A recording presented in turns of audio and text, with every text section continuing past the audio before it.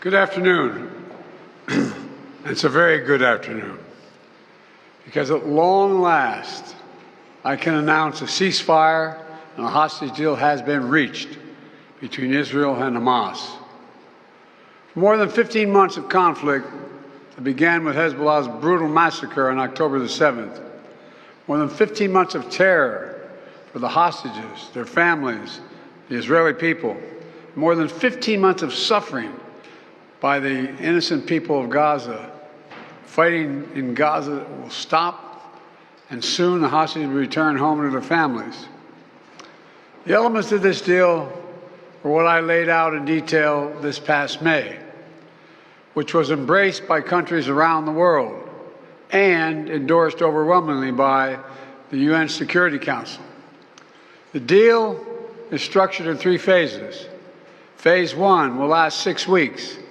It includes a full and complete ceasefire, withdrawal of Israeli forces from all the populated areas of Gaza, and the release of a number of hostages held by Hamas, including women and elderly and the wounded. And I'm proud to say Americans will be part of that hostage release in Phase 1 as well. And the Vice President and I cannot wait to welcome them home. I'd also note this deal was developed and negotiated under my administration, but its terms will be implemented, for the most part, by the next administration.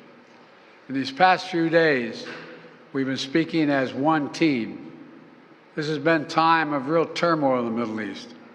But as I prepare to leave office, our friends are strong, our enemies are weak, and there's a genuine opportunities for a new future. You know, during the next 6 weeks, Israel will negotiate the necessary arrangements to get Phase 2, which is a permanent end of the war. Let me say it again, a permanent end of the war. There are a number of details to negotiate to move from Phase 1 to Phase 2, but the plan says if negotiations take longer than 6 weeks, the ceasefire will continue as long as the negotiations continue. I've spoken to the Emir of Kuwait and the President of Egypt, and we have pledged to make sure the negotiations will keep moving forward for as long as it takes. Then, when Phase 2 begins, there will be an exchange for release of the remaining living hostages, including male soldiers, and all remaining Israeli forces will be withdrawn from Gaza, and the temporary ceasefire will become permanent. And finally, Phase 3, any final remains of hostages who have been killed